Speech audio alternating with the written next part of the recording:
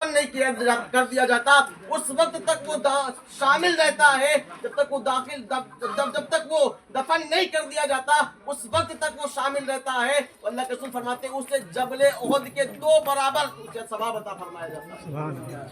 जो मदीना गए होंगे उन्हें पता होगा, जो मदीना गए होंगे उन्हें पता होगा कि जबले उहद कितना बड़ा है। एक नहीं मिलता इससे, बल्कि 2 जबले उहद के बराबर अल्लाह तबारक व तआला उसे सवाब अता फरमाता है। तो हम वहां जा करके सियासती बातें ना करें, बल्कि जनाजे में जाएं तो जहां जनाजे को कंधा भी दें। अल्लाह के रसूल फरमाते हैं कि जो जनाजे में शरीक होता है और जनाजे को लेकर के 40 कदम चलता है, तो अल्लाह के रसूल फरमाते हैं कि उसके 40 गुनाह कबीरा अल्लाह तबारक व तआला माफ फरमा दिया करता है। जो गुनाह किसी हमारी दुआ से माफ नहीं होते, जो गुनाह हमारी दुआ से माफ नहीं होते, अल्लाह तबारक व तआला वो गुनाह कबीरा वो जनाजे को लेकर के चलने पर हमारे माफ फरमा दिया करता है। अब ये ना देखें कि जाने वाला गुनहगार है, बदकार है, सियाकार है, लेकिन जाने वाला मुसलमान हो, आप उसके जनाजे को लेकर के चले तो आपके 40 जितने कदम आप लेकर के चलेंगे, उतने कदम के बदले आपके उतने गुनाह को अल्लाह तबारक व तआला गुनाह कबीरा को अल्लाह तबारक व तआला माफ फरमा देता है। हज़रत इमाम हसन बसरी रहमतुल्लाह तआला अलैहि फरमाते हैं कि एक दिन मैं अपने दरवाजे पर बैठा हुआ था, एक जनाजा मेरे दरवाजे के सामने से निकला। तो जब जनाजा मेरे सामने से निकला तो उसके पीछे पीछे एक छोटी सी बच्ची दौड़ रही थी। एक बच्ची रोती हुई, दहाड़े मारती हुई चिल्ला रही थी, हाय बाबा आज मुझ पर वो वक्त आया, इससे पहले मुझ पर वो वक्त ना आया। तो हज़रत इमाम हसन बसरी फरमाते हैं कि मैंने उस बच्ची को बुलाया और बताया कि ऐ बेटी ये ना कहे, ये बेटी ये ना कहे कि आज वो तुझ पर वो वक्त आया है, इससे पहले तुझ पर वो वक्त नहीं है, बल्कि इस तरह कहे, ऐ बेटी इस तरह कहे कि अल्लाह तबारक व तआला आज तूने मेरे बाप पर वो वक्त आया, इससे पहले मेरे बाप पर वो वक्त ना आया था। वो जनाजा जो जा रहा था, उस बच्ची के बाप का जनाजा जा रहा था। फरमाते हैं कि बेटा इस तरह कहे कि तेरा बाप जा रहा है, आज तेरे बाप पर वो दिन आया है, इससे पहले तेरे बाप पर वो दिन ना आया था। इमाम हसन बसरी फरमाते हैं कि वो जनाजा जब गया कब्रिस्तान की तरफ, तो मैं भी पीछे पीछे चल दिया उसूल इबरत के लिए। दफन के बाद मैं वापस चला आया। जब दूसरे दिन मेरी आंख खुली, सुबह हुई, तो मैंने देखा कि वही बच्ची दौड़ती हुई अपने बाप की कब्र की तरफ जा रही है। वही बच्ची अपने बाप की कब्र की तरफ दौड़ती हुई रोती हुई जा रही है। सुबह सवेरे का वक्त है, वही बच्ची दौड़ती हुई अपने बाबा की कब्र की तरफ जा रही है। मैं हुसूल इबरत के लिए मैंने उस बच्ची का पीछा किया और एक झाड़ के पीछे छुप करके उस बच्ची की हरकत देखने लगा।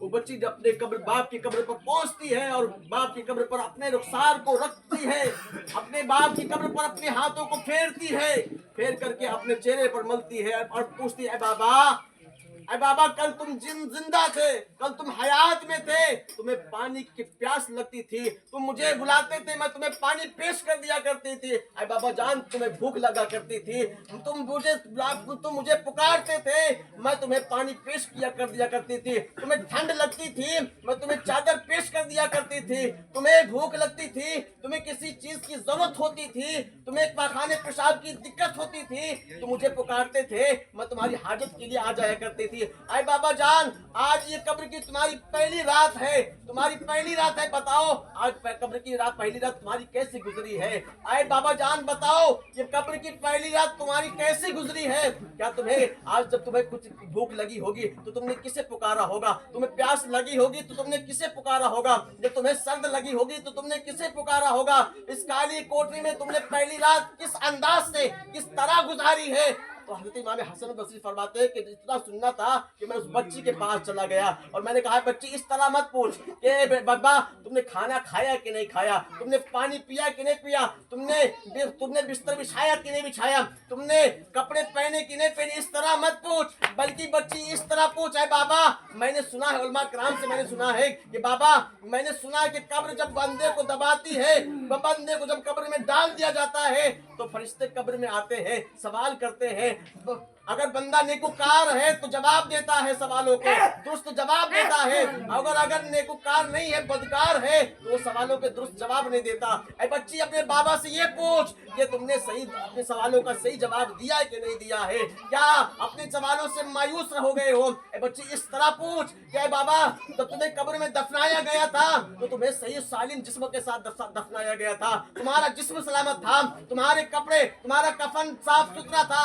ऐ बच्ची इस तरह पूछ जब आए बाबा जान जब तुम्हें दफनाया गया था तो तुम्हारा जिस्म सलामत था, तुम्हें किबला रुख तुम्हारा किबला रुख किया गया था। क्या है बच्ची इस तरह पूछ क्या बाबा जान जिस तरह तुम्हें दफन किया गया था तुम्हारा चेहरा अब भी उसी तरफ है, या तुम्हारे कब्र में कीड़े मकोड़े पड़ गए हैं, तुम्हारे कब्र में अजदहे मुसल्लत कर दिए गए हैं। ऐ बच्ची इस तरह पूछ कि कब्र जब बंदे को दबाती है, मैंने कुरान करम से सुना है कि जब बंदे को दफन कर दिया जाता है तो बंदे को कब्र दबाती है। अब बच्ची अपने बाबा से पूछ ये बाबा आज की पहली रात है, अब क्या तुम्हें कब्र ने दबाया है, या इस तरह दबाया है कि माँ जैसे माँ अपने बच्चे को प्यार से दबाती है, या इस तरह दबाया है जिस तरह से कब्र दबाती है, बाएं की पसलियां दाएं की पसलियां बाएं बेबस हो जाती है। ऐ बाबा आए बच्ची इस तरह पूछ कि जब तुम्हें दफन किया गया था, ऐ बच्ची इस तरह पूछ कि तुम्हारा जिस्म सलामत है कि नहीं सलामत है। वो बच्ची समझ गई कि इसलिए कि मरने के बाद खाने पीने का सिलसिला खत्म हो जाता है, मरने के बाद पहनने ओढ़ने का सिलसिला खत्म हो जाता है, मरने के बाद तमाम रियाजतों का सिलसिला खत्म हो जाता है, तमाम इबादतों का सिलसिला खत्म हो जाता है, तमाम आमाल का सिलसिला खत्म हो जाता है। अगर उस मरने वाले के लिए कोई चीज काम आ सकती है तो वो 3 चीजें काम आती हैं। 3 चीजों का जिक्र आखिरी बात आपको बता दूं, वो 3 चीजें हैं जो मरने के बाद तमाम मरहूमीन के लिए काम आती हैं। पहली चीज है हमारे नेक अमाल, जो हमने दुनिया में रहकर हमने अगर नमाजें पढ़ी हैं, रोजे रखे हैं, ज़कात दिए हैं, माँ बाप के साथ हुस्ने अखलाक से पेश आए हैं, यतीमों का ख्याल रखा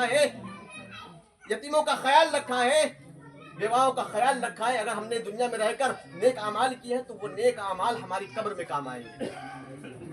में काम आएंगे, और दूसरी चीज है सदका जारिया मतलब अगर हमने दुनिया में रहकर किसी मस्जिद में कोई काम करवा दिया है, मस्जिद में एक ईंट लगवा दी है, मस्जिद में कोई काम करवा दिया है, कोई ऐसा अमल कर दिया है जिससे आवाम फायदा उठाए, इंसानियत फायदा उठाए, तो हमें उसका सवाब कयामत तक मिलता रहेगा। जब तक लोग उससे फायदा उठाते रहेंगे हमें उसका सवाब हमारी कब्र में पहुंचता रहेगा।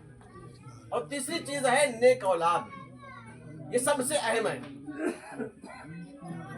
तीसरी चीज है नेक औलाद। अगर हमने दुनिया में रहकर अपने बच्चे को हाफिज कुरान बना दिया है, अगर हमने दुनिया में रहकर अपने बच्चे को आलिम दीन बना दिया है, अगर हमने दुनिया में रहकर अपने बच्चे को कारी कुरान बना दिया है, अगर हमने दुनिया में रहकर अपने बच्चे को मुफ्ती कराम बना दिया है, तो वही बच्चा जब कुरान पढ़ेगा, वही बच्चा जब नमाजें पढ़ेगा, वही बच्चा जब कुरान की तिलावत करेगा, वो जब नमाजों में कुरान पढ़ेगा, वो कुरान पढ़ने का सवाब आपकी कब्र में पहुंचता रहेगा। वो कुरान पढ़ने का सवाब, वो बच्चा जिस तरह नेक अमाल करेगा, जिस तरह से नेकियां करेगा, आपके कब्र में आपके नामे अमाल में नेकियों का इजाफा होता रहेगा, आपके कब्र में उसका नेक अजर आपके कब्र में पहुंचता रहेगा। दोस्तों ये 3 ही चीजें वो जो है जो हमारे कब्र में जाने के काम आएंगी। तो हमें चाहिए कि हम अपने बच्चों को, हमने अगर दुनिया में रहकर के नेक अमाल ज्यादा नहीं कर पाए हैं, हमने दुनिया में रहकर अगर सदका जारिया को नहीं कर पाए हैं, हमें चाहिए कि हम अपने बच्चों को हाफिज कुरान बना दें। कम से कम इतना तो पढ़ा दें कि वो जब हमारे मरने के बाद कम से कम हमारा बच्चा जब हमारी कब्र पे हाजिर हो तो हमारे कब्र में खड़े होकर के हमें गालियां ना दे, हमें बुरा भला ना कहे कि मेरा बाप मेरे लिए क्या छोड़ के गया है, बल्कि जब खड़ा हो तो वो दूरे पाक पढ़ करके कुरान की आयतों को पढ़ करके हमारे लिए सारे सवाब कर सके, हमारे लिए कुरान पढ़ करके हमारे लिए नाम अमाल में नेकियों का इजाफा कर सके, हमारे लिए आखिरत में काम आ सके। ऐसी चीज करके छोड़ के जाइए दुनिया में। मेरे दोस्तों यही वो चीजें हैं जो हमारे कब्र में काम आएंगी, हश्र में काम आएंगी, हश्र से कब्र से लेकर हश्र तक की मंजिल को आसान करेंगी। अस्तगफिरुल्लाह रब्बी मिन कुल्ली ज़ंबि व अतूबु इलैहि व मा तौफीक़ी इल्ला बिल्लाह। अस्सलामु अलैकुम व रहमतुल्लाहि तआला व बरकातुहू।